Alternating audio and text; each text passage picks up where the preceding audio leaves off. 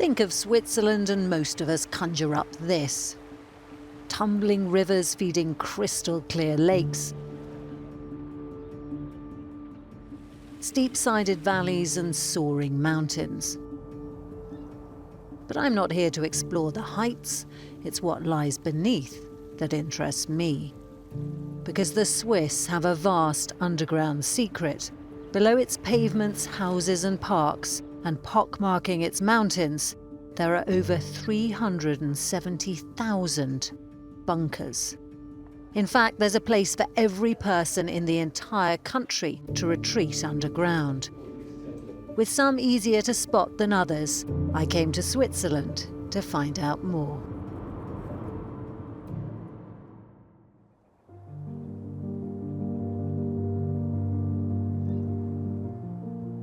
My first stop, a long winding drive up to reach Fort Dai, high in the Alps, and a journey back in history.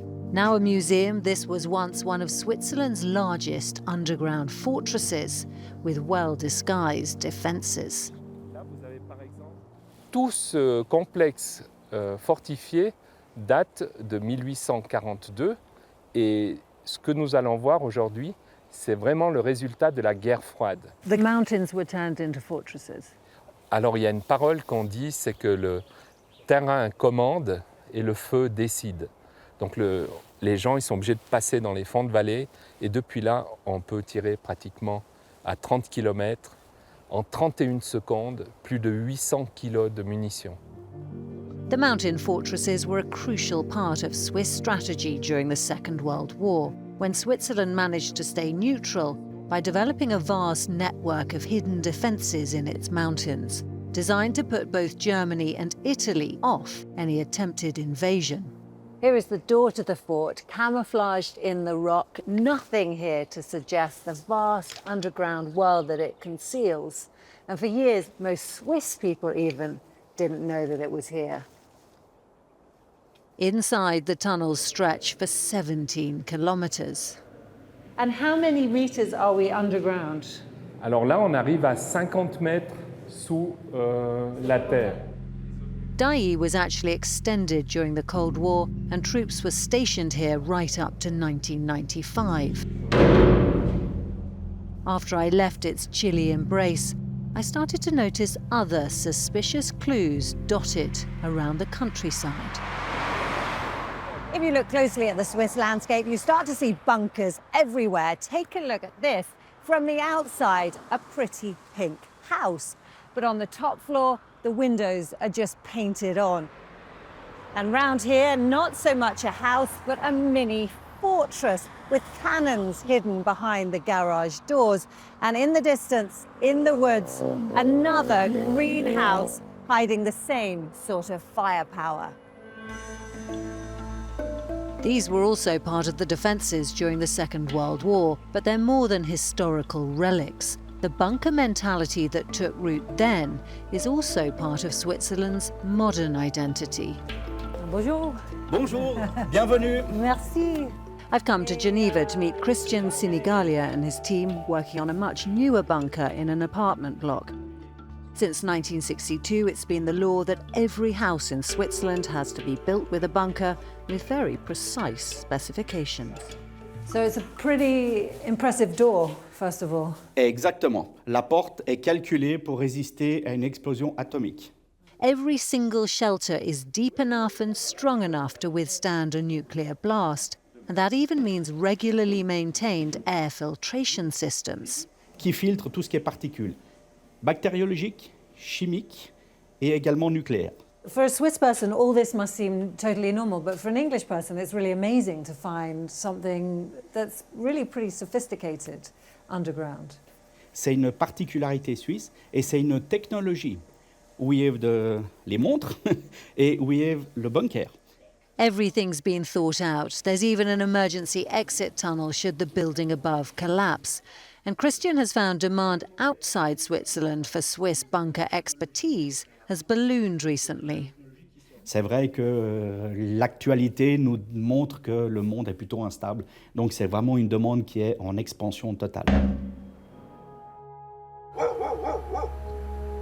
In 2011, there was a move to reverse the law that gave each citizen a space in a shelter. Then the Fukushima nuclear power plant in Japan had its disastrous leak, and Switzerland reverted to its position of preparing for the worst, rooted in its experiences during the Second World War. So after the war, there was the perception that Switzerland remained unscathed from the war because of this defensive posture of the army and because of the bunkers in the Alps. Historian Sylvia Berger explains to me that since then the idea of retreating underground was cemented in the Swiss psyche with the help of government adverts featuring a small, burrowing mammal. In civil defense movies, you have the alpine marmots playing in the grass in the Alps. And then, of course, there's the threat and they see it and everybody goes underground in kind of the caves they have. And the bunker was kind of the natural habitat of Swiss people. Right.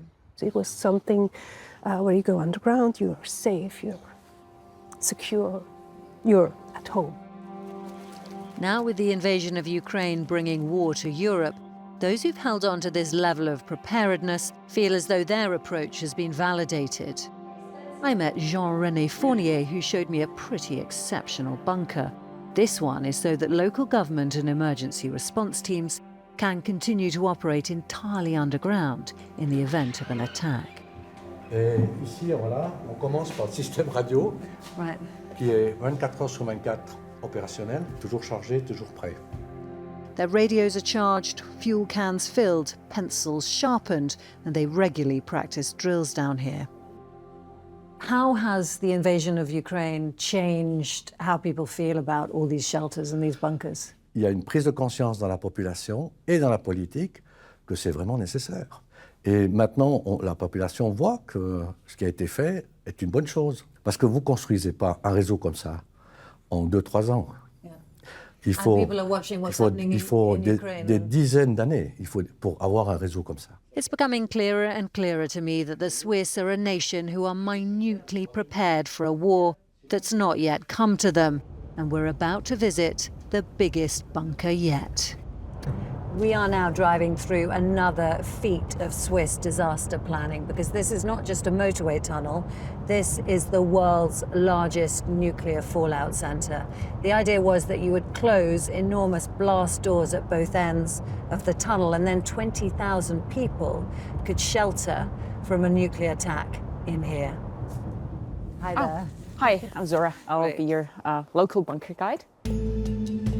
Zora shows me around what was once Switzerland's most ambitious shelter, complete with prison cells and even a 300-bed underground hospital.